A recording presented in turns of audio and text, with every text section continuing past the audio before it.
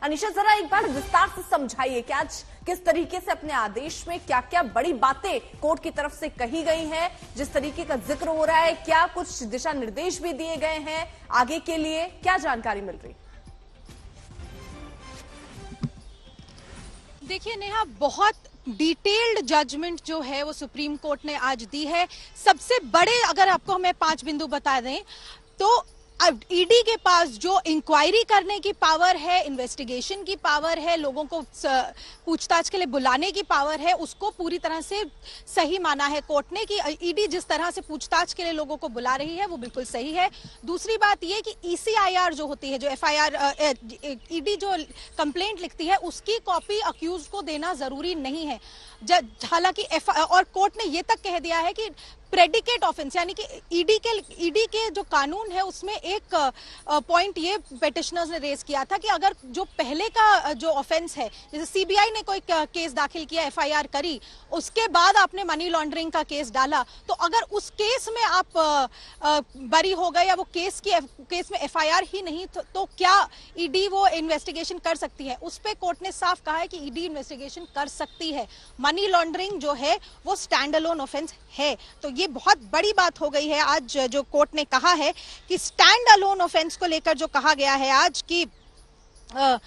Money laundering में जो होता है, क्योंकि उस पर सबसे ज्यादा बहस हुई थी सुप्रीम कोर्ट में। लोगों ने कहा था, पेटिशनर्स ने कहा था कि इस तरह से अगर आप ये करें कि सीबीआई की इंक्वायरी चल रही है, कोई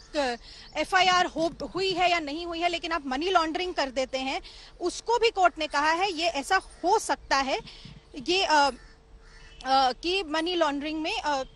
हो सकता है। दूसरी बात ये भी कोर्ट ने कही है कि जो मुद्दा उठा था कि ईडी को जो एक्स्ट्रा पावर्स दी गई हैं, जो पीएमएलए की अमेंडमेंट की गई है, वो मनी बिल के तहत कैसे की जा सकती है, वो मुद्दा अब 7 जजों की बेंच सुनेगी कि आखिर मनी बिल होता क्या है, वो उसमें किस तरह से पारित किया जा सकता है कोई मुद्दा। उसमें कोर्ट ने कहा है कि इस तरह से आप पारित कर सकते हैं या नहीं, वो 7 जजों की बेंच देखेगी। प्रेडिकेट ऑफेंस में एफआईआर हुई है या नहीं, वो ईडी इंक्वायरी को नहीं रोका जा सकता। ये सबसे बड़ा कोर्ट ने आज फैसले में अपने कह दिया है, क्योंकि सबसे ज्यादा मुद्दा ये उठता है कोर्ट्स के सामने कि जो मेन ऑफेंस है कि किसी के खिलाफ करप्शन का केस है या डिस्प्रोपोर्शनेट एसेट का केस है या कोई भी और ऑफेंस का केस है, उसमें तो कोर्ट उसमें या तो बरी हो गए या फिर एफआईआर हुई नहीं, लेकिन एनफोर्समेंट डायरेक्टरेट ने जो है उनकी प्रॉपर्टी जब्त करके उनके खिलाफ मनी लॉन्ड्रिंग का केस शुरू कर दिया। कोर्ट ने आज साफ कह दिया है कि ये किया जा सकता है। मनी लॉन्ड्रिंग जो है वो अलग ऑफेंस है, वो उस पर इंक्वायरी अलग से हो सकती है। और जो 2 कंडीशंस हैं बेल की, ये भी सबके लिए बहुत जरूरी रहेगा जानना नेहा, कि जो 2 ट्विन कंडीशंस हैं बेल की, उनको भी अपहोल्ड किया गया है, क्योंकि मनी लॉन्ड्रिंग एक इकलौता ऑफेंस है भारत में जिसमें बेल के टाइम पर ही आपको ये दिखाना होता है कि प्राइमा फेसी आप गुनहगार नहीं है और आपने ऐसा कोई काम किया है, ये नहीं कहा जा सकता कि आपने कोई ऐसा काम किया है, क्योंकि वो जो इशू है हर किसी और ऑफेंस में ट्रायल का मुद्दा होता है कि आपने किया या नहीं किया, वो बाद में देखेंगे। अभी आप बेल पर ये देखिए कि आप दोबारा से कुछ गड़बड़ तो नहीं करेंगे। लेकिन पीएमएलए में इकलौता ऑफेंस है, जब बेल लेने जब आप जाते हैं तब मजिस्ट्रेट को ये देखना होता है कि आपके खिलाफ क्या ऐसा कोई आरोप है जो जिसमें लग रहा है प्राइमा फेसी, प्रथम दृष्टया ऐसा लग रहा है कि आपने कुछ गड़बड़ की है, और अगर ऐसा लगता है कि आपने गड़बड़ की है तो बेल मिलना बहुत मुश्किल हो जाता है। यानी कि बेल जो स्ट्रिक्ट कंडीशन है उसको भी सुप्रीम कोर्ट ने आज अपहोल्ड किया है, और ये बहुत बड़ी बात हो गई, क्योंकि ये जो मुद्दे हैं इनको लेकर काफी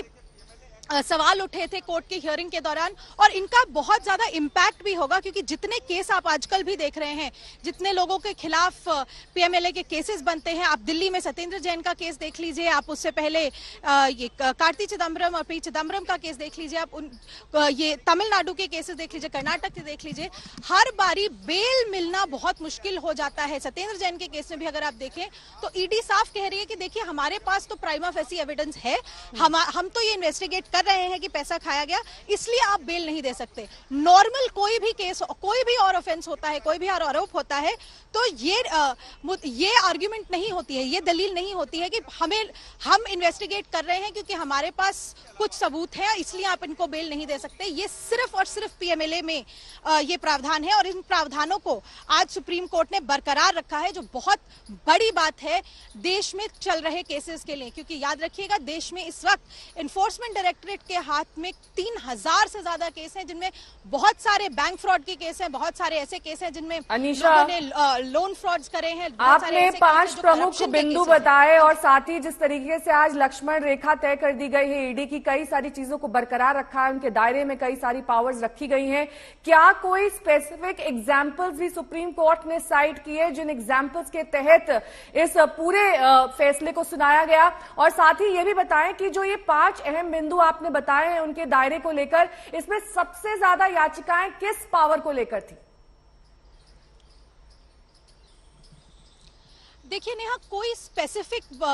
एग्जाम्पल तो कोर्ट नहीं देती है, और वैसे भी जो अभी फैसला सुनाया गया है वो सिर्फ ऑपरेटिव पार्ट जो है वो सिर्फ 5 से 10 मिनट को लेकर कोर्ट ने अपना जो मेन पॉइंट्स थे वो बताए हैं। अभी पूरी डिटेल्ड जजमेंट जो है वो हमारे सामने नहीं है। हालांकि ये याद रखिएगा, 242 याचिकाएं कोर्ट के सामने थी, जिनमें कार्ति चिदम्बरम की भी याचिका थी, शिवेंद्र मोहन सिंह की भी याचिका थी, अनिल देशमुख के साथ एक को अक्यूज थे, उनकी भी याचिका थी, बीएस हुड्डा के साथ एक लैंड स्कैम के को अक्यूज थे, उनकी भी याचिका थी, महबूबा मुफ्ती के खिलाफ ईडी इंक्वायरी के लिए एक याचिका आई थी, वो भी यहाँ पर थी।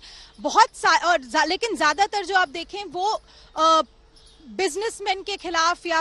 उन लोगों के खिलाफ हैं जिन्होंने बैंक लोन्स लिए हैं या बिजनेस में कुछ ठगी करी है। लेकिन आप अगर ये मेन बिंदु देखें, सबसे ज्यादा याचिकाएं जो थी वो इन्हीं चार मुद्दों पर थी कि क्या ईडी अफसर इस तरह से किसी को भी सामने अपने बुलाकर इंक्वायरी करके एकदम अरेस्ट कर सकते हैं। क्योंकि याद रखिएगा, नॉर्मल पुलिस ये काम नहीं कर सकती। नॉर्मल पुलिस को पहले एफआईआर करनी होती है, उसके बाद इंक्वायरी करनी होती है, उसके बाद नोटिस देके अरेस्ट होता है। ईडी और डीआरआई